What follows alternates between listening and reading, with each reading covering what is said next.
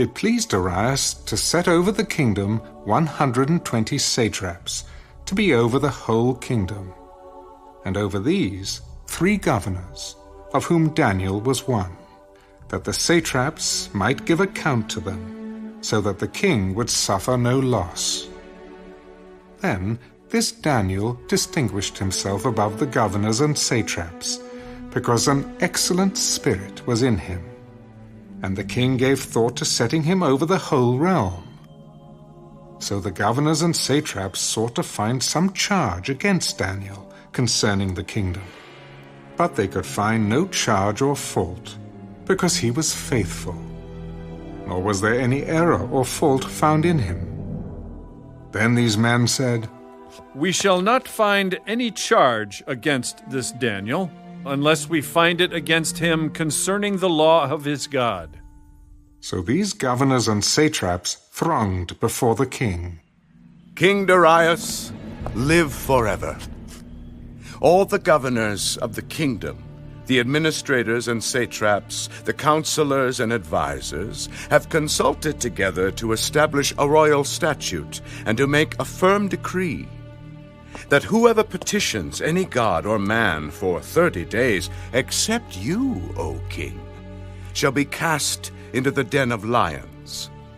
Now, O king, establish the decree and sign the writing, so that it cannot be changed, according to the law of the Medes and Persians, which does not alter. Therefore King Darius signed the written decree. Now when Daniel knew that the writing was signed, he went home.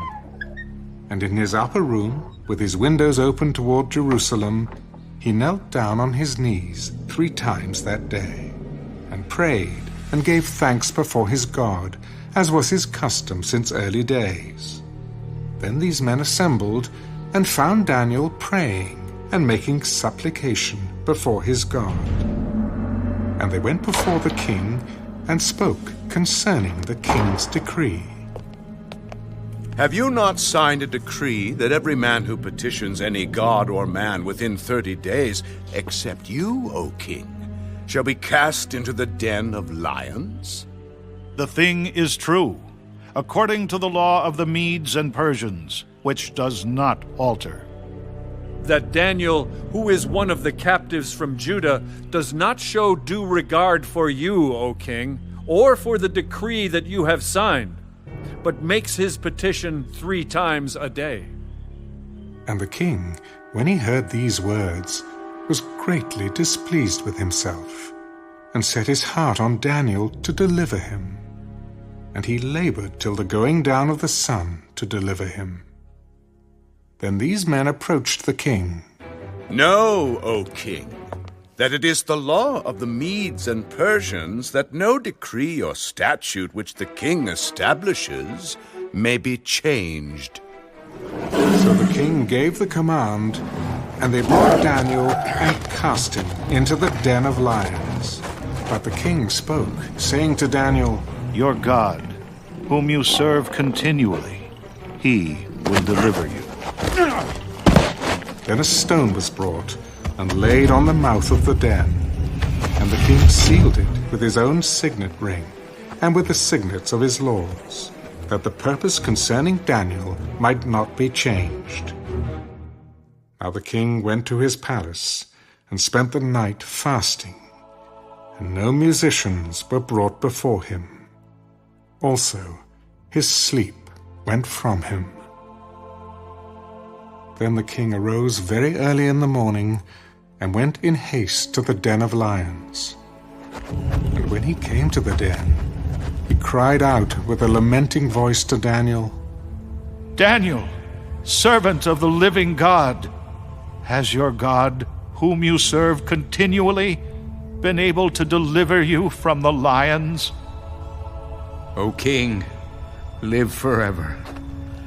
My God sent his angel and shut the lions' mouths, so that they have not hurt me, because I was found innocent before him. And also, O king, I have done no wrong before you. Now the king was exceedingly glad for him, and commanded that they should take Daniel up out of the den. So Daniel was taken up out of the den, and no injury whatever was found on him, because he believed in his God. And the king gave the command, and they brought those men who had accused Daniel, and they cast them into the den of lions, them, their children, and their wives. And the lions overpowered them, and broke all their bones in pieces, before they ever came to the bottom of the den.